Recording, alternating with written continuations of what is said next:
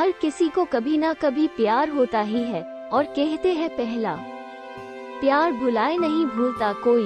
पहला प्यार वो होता है जो सबकी जिंदगी में एक नया एहसास लाता है। पहला प्यार जिंदगी के सबसे खूबसूरत पलों में से एक होता है, लेकिन बहुत कम ही ऐसे किस्मत वाले लोग होते हैं जिनका पहला प्यार ही आखिरी प्यार हो। ऐसी ही एक कहानी प्रीति और अमित की है। प्रीति और अमित एक ही स्कूल में पढ़ते थे।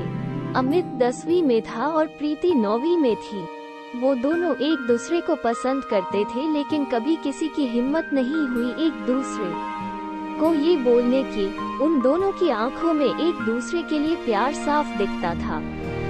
दोनों रोज स्कूल की असेंबली के समय एक दूसरे को देखते थे और दोनों के चेहरे पर मुस्कान होती थी। जब गर्मी की छुट्टियां चल रही थी और अमित को प्रीति की बहुत याद आ रही थी, क्योंकि अभी स्कूल भी बंद था और वो एक दूसरे को देख भी नहीं पाते थे और ना ही उनका घर कहीं एक दूसरे के आजू बाजू में था। बहुत सोचते सोचते एक दिन अमित प्रीति को फेसबुक पर ढूंढने लगा, शायद उसका अकाउंट हो। स्कूल में उन दोनों ने कभी एक दूसरे से बात नहीं किया था और ना ही कभी सोशल मीडिया पर एक दूसरे को फॉलो करते थे। अब जो कि स्कूल बंद थे, अमित खुद को रोक नहीं पाया। फेसबुक पर तो बहुत सी प्रीति नाम की लड़कियां मिली, लेकिन जिस प्रीति को वो ढूंढ रहा था वो नहीं मिली। अमित बहुत उदास हो गया। वो बहुत बेचैन हो रहा था प्रीति को देखने के लिए, लेकिन वो कुछ नहीं कर सकता था। उधर प्रीति भी अमित को देखने के लिए स्कूल खुलने का इंतजार कर रही थी। प्रीति 9वीं कक्षा में थी, तो उसके घर वालों ने उसे फोन नहीं दिया था, तो वो किसी भी सोशल मीडिया पर नहीं थी। स्कूल खुलने के लिए अभी 15 दिन बाकी था। वो दोनों एक दूसरे को देखने के लिए बेचैन थे। आखिर 15 दिन बाद स्कूल खुल गया। दोनों स्कूल जाने के लिए बहुत उत्सुक थे। अमित स्कूल समय के 10 मिनट पहले ही जाकर स्कूल गेट के बाहर खड़ा होकर प्रीति का इंतजार कर रहा था। सब बच्चे एक एक करके स्कूल आ रहे थे, लेकिन प्रीति अभी तक उसे नहीं दिखी। गेट पर खड़े चौकीदार ने कहा कि अंदर जाओ, अब गेट बंद होने वाला है। आखिर अमित क्या करता, वो अंदर चला गया और अपने क्लास में बैग रखकर प्रार्थना के लिए असेंबली में गया। वो बहुत उदास था कि प्रीति क्यों नहीं आई। आज स्कूल का पहला दिन है, क्या हुआ होगा उसे। अमित का ध्यान प्रार्थना में बिल्कुल भी नहीं था। जब प्रार्थना खत्म हुआ और सभी बच्चे अपने अपने क्लास में जाने लगे, तभी अमित ने देखा कि प्रीति अपने क्लास के लाइन में सबसे पीछे खड़ी थी, तो वो समझ गया कि प्रीति लेट आई होगी। अमित उसे देखकर बहुत खुश हो गया।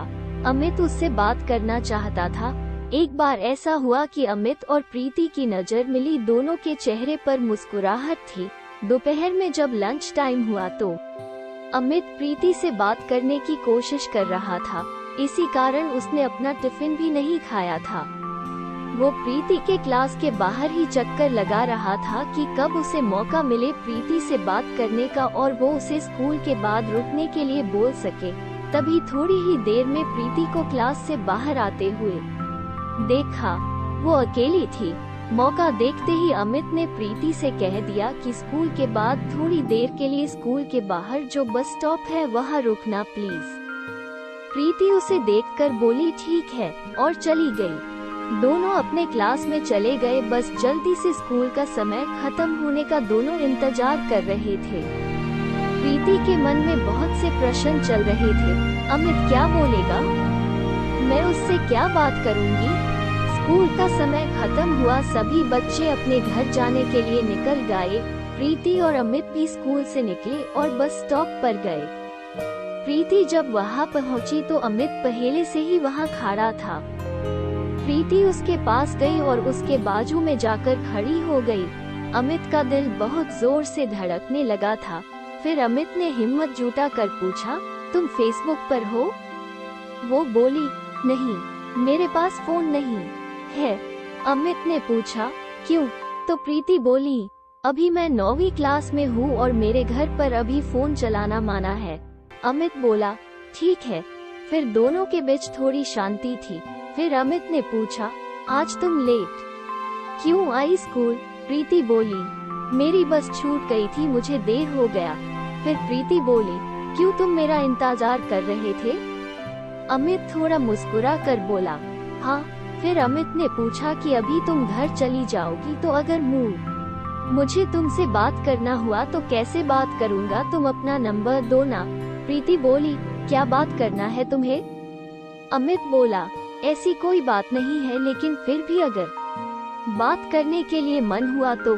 प्रीति बोली कि मेरे दोस्तों के पास मेरे पापा का नंबर है, उनको मुझसे बात करना रहता है या कुछ काम रहता है तो वो उस पर फोन करते हैं, लेकिन मैं तुम्हें वो नंबर नहीं दे सकती। और तभी प्रीति की बस आ गई और वो अमित को बाय बोल कर चली गई।